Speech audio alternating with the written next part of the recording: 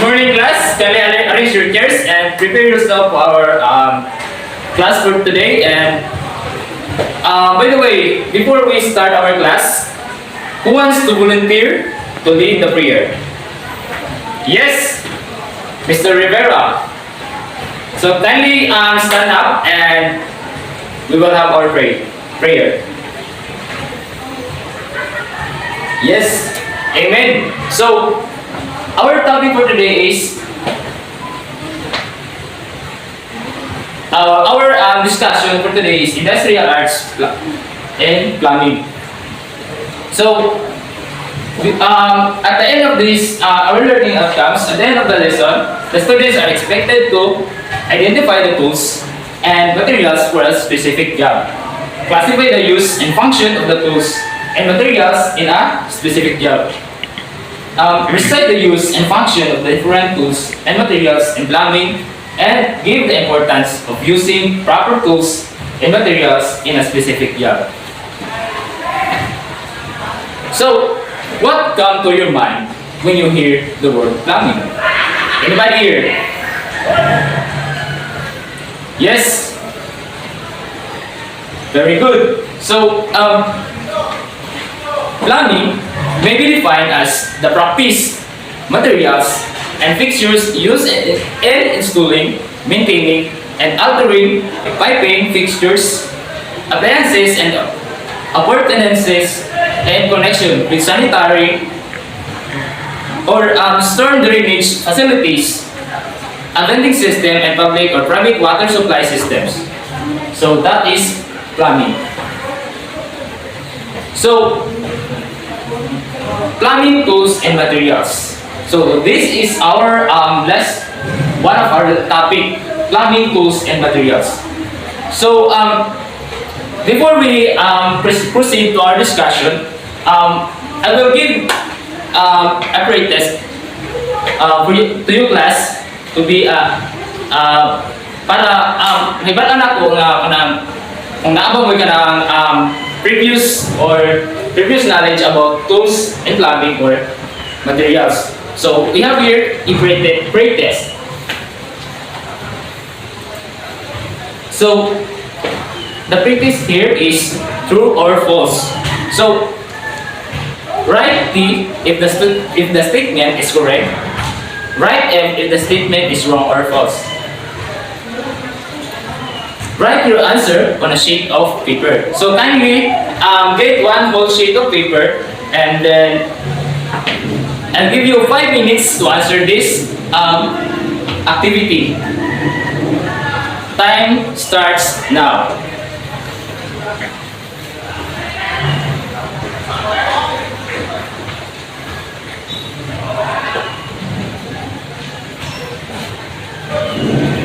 Okay, are you done? Okay, so if you are all done, pass all the papers for you to your class presidents, Mr. Estupa. Kindly collect that one and give it to me when our class is done. So, plumbing materials. So, steel pipe characteristic. Steel piping is designed for a long list or applications. Steel piping has gained popularity in the petroleum, oil, automobile, shipping, and food industries because of its durability and versatility. Schools, hospitals, and refineries also widely employ steel piping. So, sa makita nyo class is muna siya ang example sa steel piping. So, baga siya kay siyempre steel siya or bakal. So, muna siya kanang ginagamit sa kanang magkwanta ka ng sa hospitals, kanang ginagawa silang drainage, kanang magiyan sa tubig, no? Muna siya ang steel piping. So, facts of steel piping. What's the steel piping dahil? Steel piping can be engineered to any height and strength and is easily modified on site. So there remains a variety of types of steel piping on the market. Common types of steel pipe include standard steel pipe, line steel pipe or structural steel pipe, and plumbing tubes. So steel is ductile or bending rather than breaking in the presence of excessive stress. So steel will not morph or lose strength as time passes. Also, steel is naturally resistant to rot. So ang steel piping daw is kanang kung magkalugay daw kanang dili siya dahil magka-online ba. Kumbaga kanang pangmatagalan ng steel piping. So ano siya? Class. So application. So line steel pipes are used to transport liquids and gases that are combustible. Standard steel pipes are used for transporting water, natural gas, or steam. Structural steel pipes are often used for drainage, piping. Plumbing tubes made of steel are used to move potable water or waterborne waste removal. So, as I based lang po sa mga experience or sa ako ang makita, kasagaran aning kuan is naagid ta aning bisan sa dupa ning balay no. Kanang kung tayo imong balay is kanang made by kanang cement or kanang pambunggahan di ba? Kay naagid ta ilani kanang ginapang yung line steel pipes or steel pipes kay para dito mo gawas ang atong mga ugaw or water or any liquids na kanang dili na kanang needs ba no dito siya mo aging para imo po kanang imo sa dili siya kalag or ugaw. So properties. Line steel pipes are galvanized, giving the piping corrosion resistant properties. Standard steel pipes are fabricated to a diameter no greater than 16 inches, according to steel pipes and tubing. Structural steel tubes are constructed into either square or circular shape.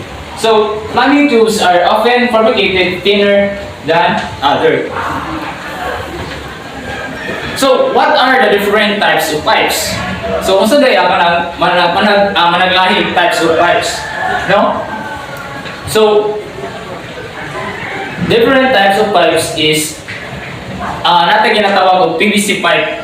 So, nakikita mo na kanang sa iyong hose or kanang sa iyong balay ba? Na kanang plastic diya kanang ginakuha na sa tubig baron or diya sa iyong sa iyong balay kanang bubungan kanang sa iyong baga kung kuha ng ulan. So, manay ang ginakuha nga PVC pipes refers to a polyvinyl chloride plastic material. This is the most common pipe for plumbing system. So, mo na pinaka-common ang PVC pipes. So, the second one is the PE pipe. So, refers to a polyethylene plastic material intended for long span water system installation. So, muna po siya kining PVC pipe. So, the third one is the CEI pipe. Is a heavy metal made of casting or molds to make fixtures such as sink, taps, and lavatories covered with a porcelain enamel coating. And the fourth one is the GE pipe. It's a galvanized iron pipe which is better fitted or for plumbing installation than steel pipe. So it is constructed of wrought iron dipped in molten zinc and may be identified its dull grace color. So the other different types of pipe is solvent.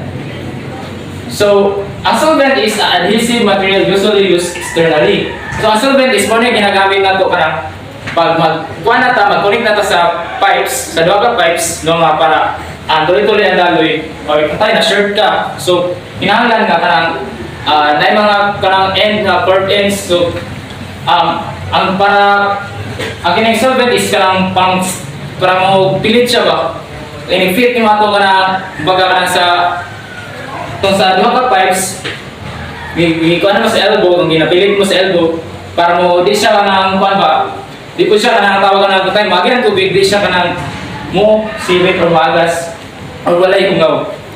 So The sixth one is Teflon tape is specifically used for attachment threaded pipe on fittings. The second one is ABS cleaner and cement. It's an adhesive material used by plumbers when working with ABS pipe. Number 8 is fittings are made in different forms that are intended for plumbing joints and connections. Fittings. So now let's move on to fittings. So fittings is one of the materials in plumbing. So what is fitting in plumbing? Fitting are any type part used to join two sections of pipe para ma-join mo duha ka pipes nimo nga gamito nimo sa mga plumb. So mo na siya ang forma sa fittings na curve na po itong white, na T or na po itong ano lang siya diretso but nasa ka ng bangat sa isikadulo. So mo na siya. So characteristic of stainless steel pipe fittings. So stainless steel pipe fittings is an alloy based on iron which combines together the mechanical properties of steel and some specific features of corrosion resistance. These alloys are also liable to tarnish. So mana siya ang mga pipe fittings. No? Stainless na sila, stainless. So types of fitting. We have here the first one is the adapter. No, ano na siya, diretso lang. And the next one is bar. Nasa thread sa atubangan but sa likod wala na siya. Baga dito mo isalog ang atong pipe. And then the next one is elbow. Katong mura siya gana pa-curve ang forma but usap na siya sa fittings. No, diyan ato diha ginakuha ng pipes. The next the fourth one is T fittings. So from the sa iyang forma makita niyo mo kanan wala siya T, no? So usap na siya sa types of fittings. Then next, the fifth one is the cross type. Kung na may D type of fitting, na may cross type. The sixth one is nipple. Mana siya nipple kasi paano nyo ba lahat na nipple yung mga unsa. So the seventh one is union. Mula po siya ganang adapter lang o forma. And the eighth one is valves. Kana siya.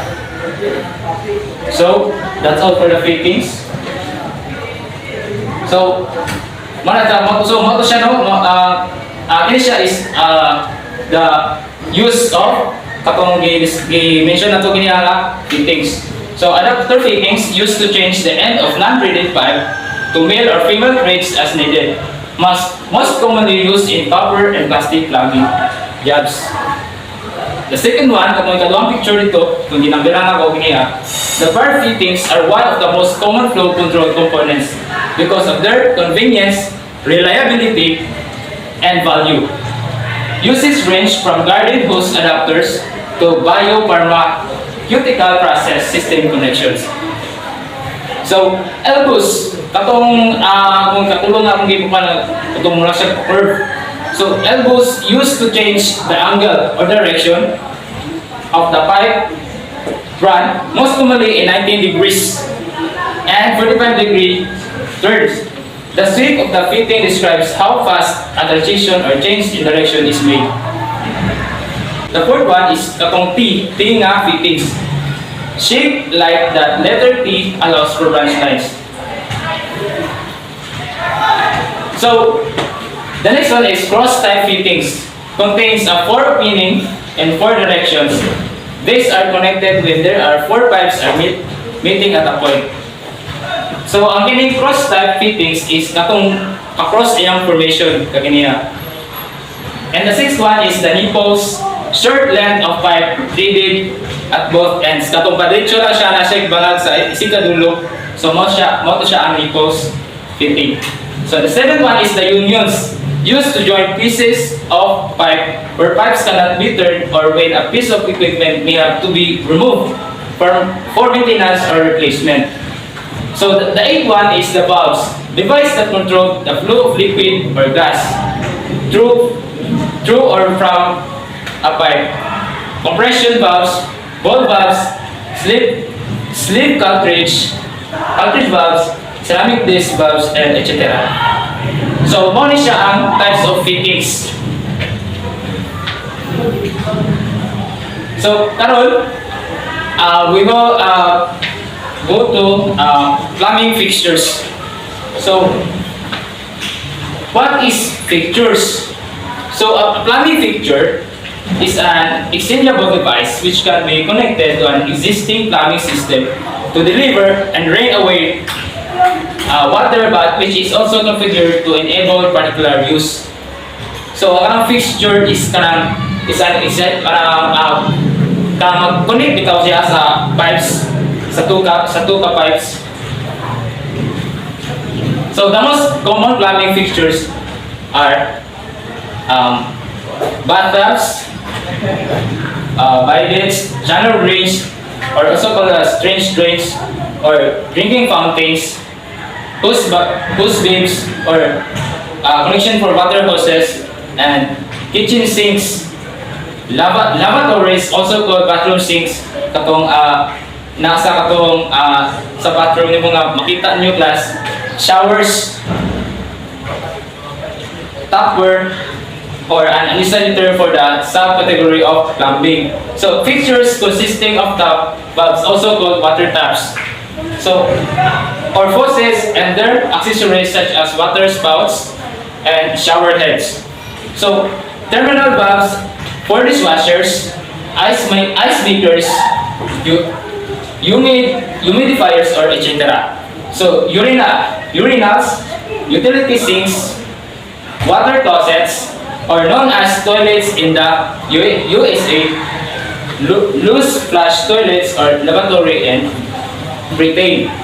So that the most common plumbing fixtures are. So now let's proceed to outlets and drains. So what's an outlets and drains? So each of these plumbing fixtures has one or more water outlets and a drain in some cases. The drain has a device that can be manipulated to block the drain to fill the basin of the fixture. So each fixture also has a flat rim or level that which water will begin to overflow.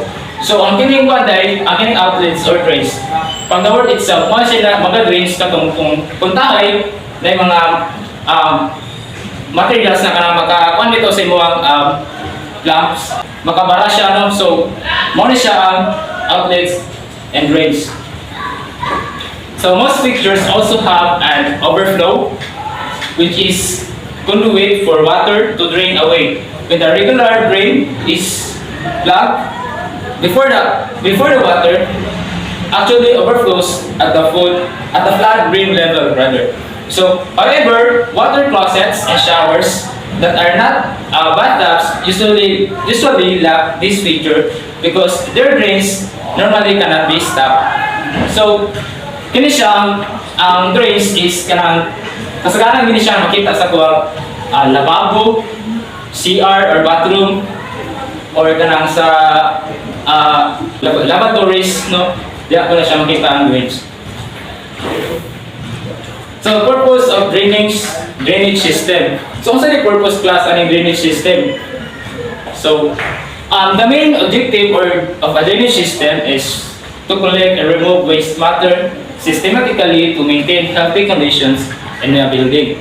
So, drainage systems are designed to dispose of wastewater as quickly as possible and should prevent gases from sewers and septic tanks from entering residential areas. So, ang pinaka-main purpose ng drainage is kanang kung tayo ang tubig ba kanang para fix or isa lang ginagayanan sa kanang tubig niya. So, next is trap and vents. So, usa ning trap events class. So, this drain cover has a container underneath which can be taken out for cleaning and revealing another container below. So, acting as a trap, water inside the container forms a seal when the cover is in place. So, mo ni siya ang traps and vents. So, positive air pressure will push the cover up, acting as an early warning device. So, the underside of the cover at this image, no, sa tunga niya. So, it's kept moist by condensation occurring, and insects that go back up the drain pipe get stuck to the walls of the cover. So, instead nga katong for example, babog balon ng imbis na maato siya sa imong drainage system, is dito na siya sa pinakataas, di mo siya mag-stay, no? Di siya mo apila tong tinik sa tubig. So mo to siya, guys. So traps and vents are pipes which curve down then back up to create a water seal between the ambient air space and the inside of the drain system. So this prevents sewer gas from entering buildings. Most water closets, bidets, and many urinals have the trap integral with the fixture itself. So muna siya ang sample sa plastic drains. Natay ginatawag o coupling, kinainani lang siya ang forma. Napo tayo 45 elbow nga itong pa-curve and reducing T. Ang pinaka-ano niya, nasa yung nila po. Okay siya, then nasa yung kanang sumpayanan sa tunga o sa training, mana siya ang reducing T. No? The next one is reducing coupling. So, kumbaga, ano lang siya, kung tayo dakuan ko sa pinakauna is ginagawa na lang siya nga kumbaga, gitap siya ba, pero gamay na siya sa taas. Mapuros mo na niya kay para kung tayo makaputang ka yung mga example, kaya plastic pipes na siya, maka-insert ka diya ba o ka ng pipes, no, makakuhan ka diya. So, the next one is 90-degree elbow. So, ang 90-degree elbow class is pa-curve siya, pero di siya pareha sa 45 elbow nga kanang slide, kanang dili lang slanting lang yung pagka-elbow ba. Ang kining sa 90-degree is ano ba siya, 90-degree siya, kumbaga curve din siya. And the next one is equal 3. So, muna po siya T, o kanang forma. And the next one is branch. Ini. Kanang mo na sa kilid. And then the next one is union. No? And the cross tree. Muna siya po siya equal 3 but gidungagan na siya sa atbang. So the next one is fix. So there are the example of fix. The stopper, ini siya. The bracing connector. And then the bracing, kaya sa bracing connector sa dua. And then the reducing T. Mana siya ang reducing T, no? Kind of connector. And the next one is equal T. Kumbaga, daw siya equal T, kay di siya like, plus itong ipakita na ganyan sa inyo class is, dili siya pantay ito. So, kaya siya, pareha sila ito ng size ay, siyang kanang kuhan, siyang connector niya. And the next one is the long elbow. No, kanang murag itaplo siya kung gamay nga kuhan. So, muna siya ang long elbow. And then the next one is the bath laundry bridge. No? Muna siya. And the next one is shower bridge. And no, same lang sila, shower bridge yung na isa. So that class muna siya ang P text, kinds of text. No? So let's move on to plumbing tools. Kaya niya is i-discuss is ang materials. So karon atong i-discuss na po is kanang tools niya class, no? Kay dili possible ang plumbing kung walay tools. So need you tools. So plumbing tools. No, mo siya example of plumbing tools na siya adjustable. Kini siya na si pangkat na siya.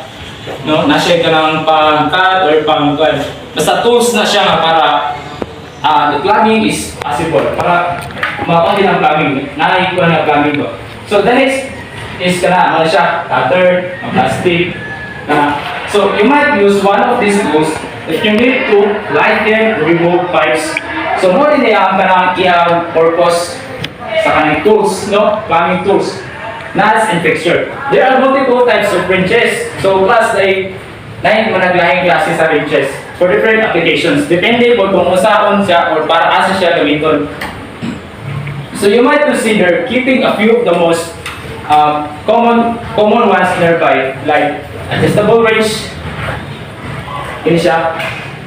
No siya adjustable wrench, 5 wrenches and decent wrenches. So let's move on to measuring tools. So this is the example of measuring tools.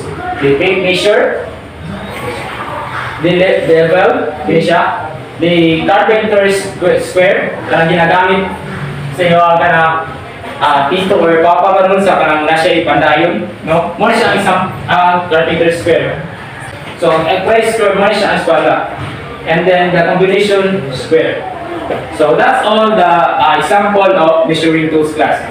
So now let's move on the definition of measuring tool. So measuring tools is the activity of obtaining and comparing physical quantities of real-world objects and events. So established standard objects and events are used as units, and the process of measurement gives a number relating the item under the study and the reference unit of measurement. So measuring tools is kanang pangsukod, no? Para equal or balance ang imong gibukat, no? So mana siya. So these are the example of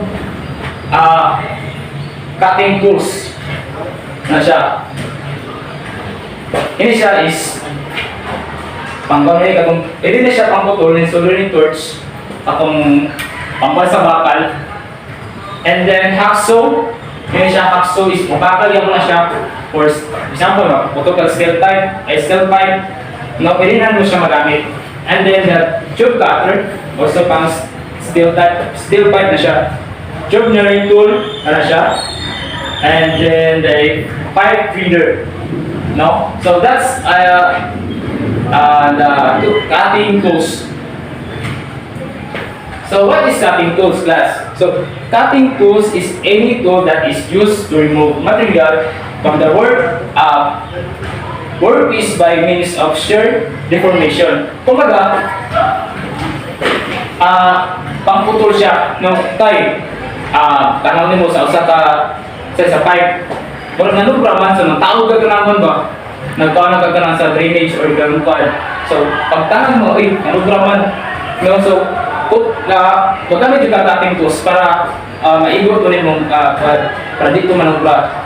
So, as single point tools are used in turning, shaping, planing, and similar operations, and remove material by means of cutting edge.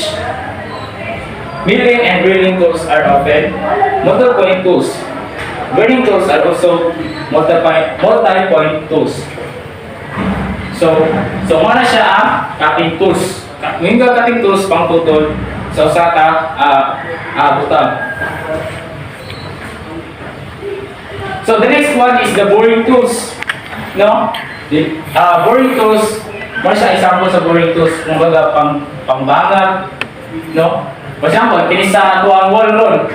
Ganun ni kuha na siya ni top na siya niya or ni pilit na siya niya because ang gigamitan na siya boring tools, no? Nga kanang applicable ko diya nga isa.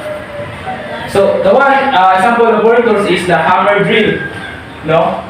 Muna siya ang hammer drill. And the next one is the electrical drill. Ini. Muna siya ang electrical drill.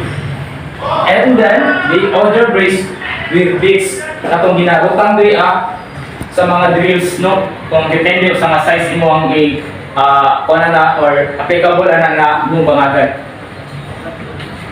So what is boring tool or boring tools?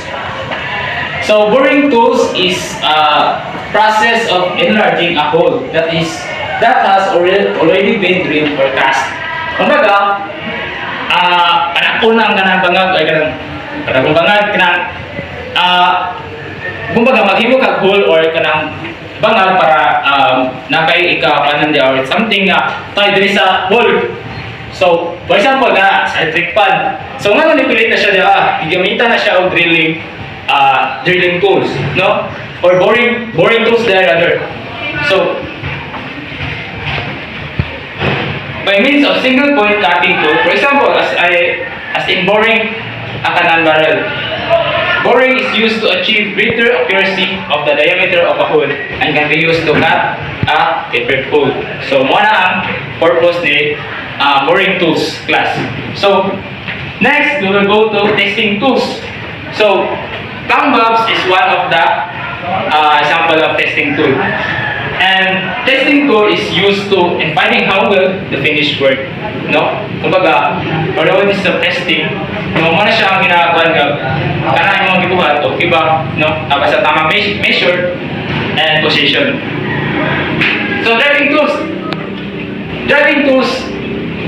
help and tools and power tools work together, especially important for the variety of drilling tasks that get done woodworking. So, muna siya ang mga driving tools, example na crowbar, martilyo, muna siyang martilyo, no? The claw hammer, itong pang-ibot mo na lansang, no? And ledger hammer, muna na siya itong pareha sila o ganang ibot, sa ulo-ulo, pareha sila, pantay sila sa ulo-ulo, pang siya, pambungkag or pang something na maigo na nga is pang siya ba? Pambungkag sa example sa semento na drill press. So screwdriver, no, pang loosen and tighten the screws. Muna siya example of driving tools. So the next one, holding tools. So holding tools tool for holding firmly any material that has to be cut. So, para di ka mag-cut ka, para di ka masigigluwag-luwag, no, nang matipuga ka ng pantod sa mo ang safety. So, magamit ka ng holding tools, na dili siya ma-move. So, one of the example of holding tools is adjustable wrench, no, kanang kini siya. Ano siya ang sample. Then, the next is clamp,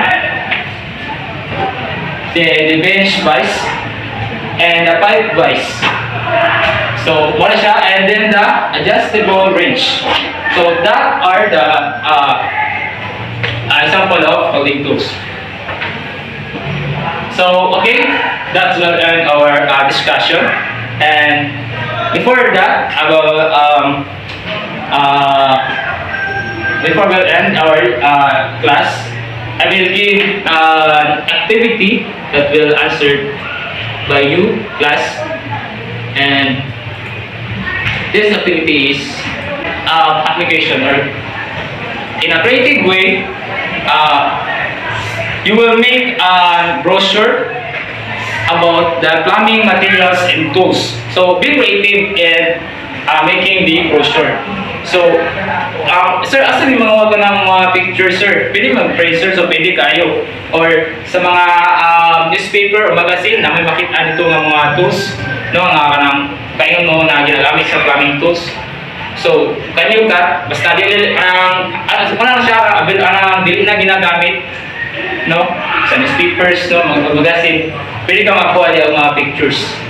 And ikon pa nimo sa yung mga use, no, sa purpose na tools to materials. So the criteria is contents 50 points. So daghang sulod or kanang sa imong brochure daghang content 50 points siya. And then sa creativity na siya mga design or neat siya. Or creative in a creative way mo pakimo sa brochure 30 points. And neatness is 20 points. So, PW class, this will be passed on the next meeting. So, make sure nga kanang tanan yun nga kanang paano kasi ngayon kung sir, di ko mapasir, sir, pasa na sir. So, buhat na tanang nyo kanang, ipabuhat ako sa inyo kay kung di naman makuhat in deadline na, so mag-tramming na upod mo. No?